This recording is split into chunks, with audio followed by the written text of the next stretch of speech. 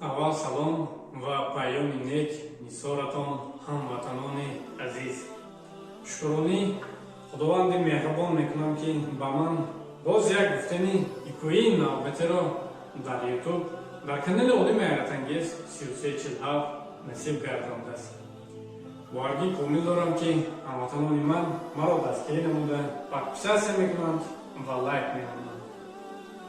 ҳикояи навбатии мо гумон ва амри пешакӣ.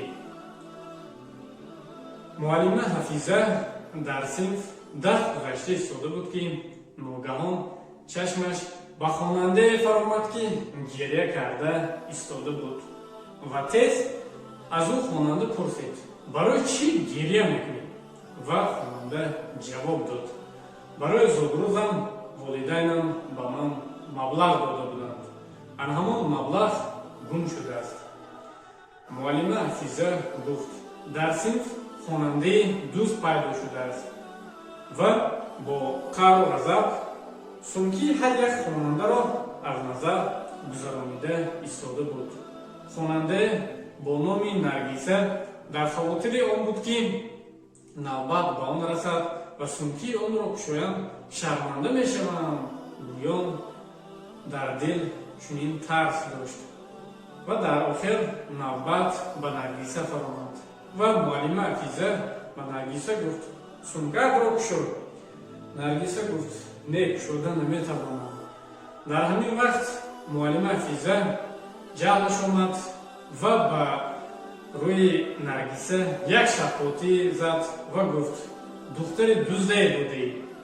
ва тез Наргисаро гирифта ба ҳуҷраи директор рафт. директор аз Наргиса пурсид: аз чӣ сабаб сумкаатро намекушоӣ? Наргиса гуфт: ман аз ноилоҷӣ, аз набудани имконият ин корро кардаам. нахостам, ки дар назди ҳамсинфонам сумкаамро кушоям. тарсидам, ки онҳо маро масхара мекунанд ва аз болои ману оилаам механданд.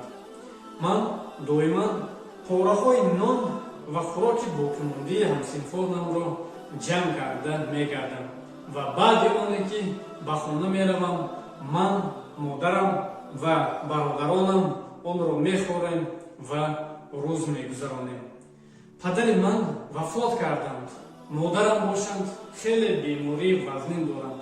бародаронам гурусна мебошанд. дар оилаи мо ба ғайр аз ин кор дигар имконияти хона гардонидани маводи хӯрока нест. илтимос, ин пораҳои нон ва хӯрокҳоро нагиред. гӯён ба директор ва ҳафиза Наргиса мегуфт. ва дар ҳамин вақт аз чашмони директор ва ҳафиза ашки бисёре рехт ва ҳафиза тез Наргисаро ба оғӯш гирифта гуфт: ман аз ҳамин лаҳза ту ва бародаронатон то ба воя расиданатон нигоҳбин мекунам ва аз ҳамин вақт сар карда туро ҳамчун фарзанди худ меҳисобам. ҳикояи мо ба охир расид. албатта ин хел ҳолатҳо дар ҳаёти имрӯзии мо бисёр мешавад. одатан мардуми мо танҳо камбудиҳои дигаронро ҷустуҷӯ мекунанд. ҳар як инсон аввалан камбудиҳои худро ҷустуҷӯ карда сипас бояд онро ислоҳ кунад.